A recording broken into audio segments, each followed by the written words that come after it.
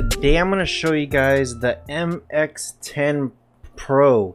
This is the 6K OTT TV box, and we're going to do a full opening and we're going to see what's exactly inside of it. So let's come over here to the device itself and let's just going to do a quick unboxing of what we get. So the first thing we get here is the Android TV box user manual. It's pretty standard, nothing in color, it's all black and white, just looks very basic, simple, and there's your instructions there. You also get a very standard HDMI cable that we are going to use and connect. And also you get a power supply, which doesn't seem heavy duty, it just seems like very basic and standard. Again, nothing out of the ordinary. Now this is the remote that you get, just a very basic remote, and it does not come with batteries, so make sure you do pick up 2 AAA batteries. And again, the functionalities on this thing is very simple.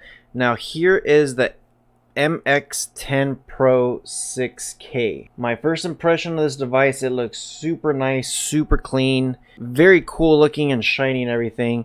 In the front, it looks like there's going to be possibly a display. We'll see exactly what it is once we connect it. On the side here, you got your SD and MMIC card, so your SD slots. You also get 1, 2, and 3 USB cards that you could plug into. Now, if we turn to the back, you get a 4th USB slot, and this is a 3.0. You get the SPDIF, AV, HDMI, Ethernet, and this is where you plug in your power. Now, nothing here on the side. On the bottom, it has plenty of breathing room, so that way the device does not overheat. So let's go ahead and bring it down here, and what we're going to do is we're going to pull everything out and we're going to go ahead and plug it all in and see how it works.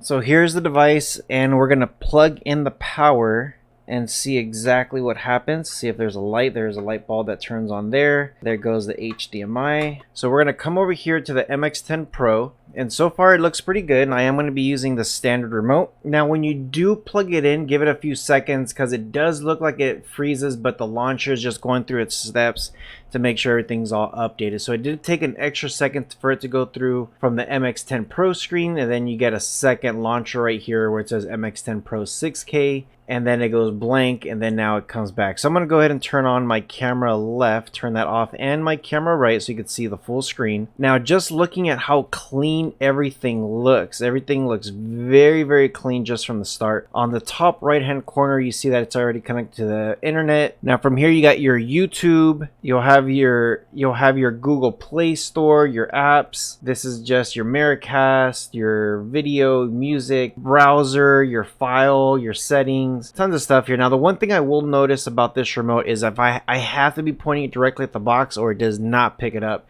So it's a downfall when it comes to that. Now from here, some of the apps, these are just some of the basic apps that is already pre-installed on here. If you do hit the plus sign, you could add more to your shortcuts.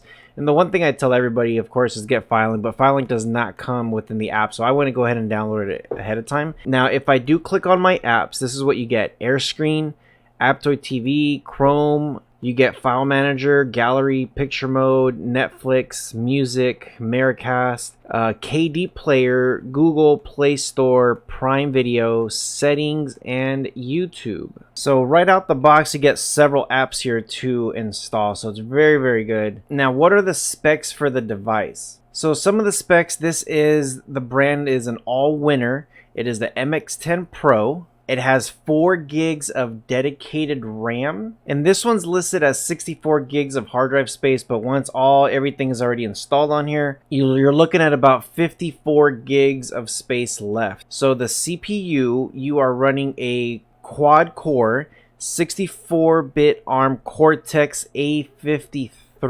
H6 all-winner. Now it is running a Mali T720.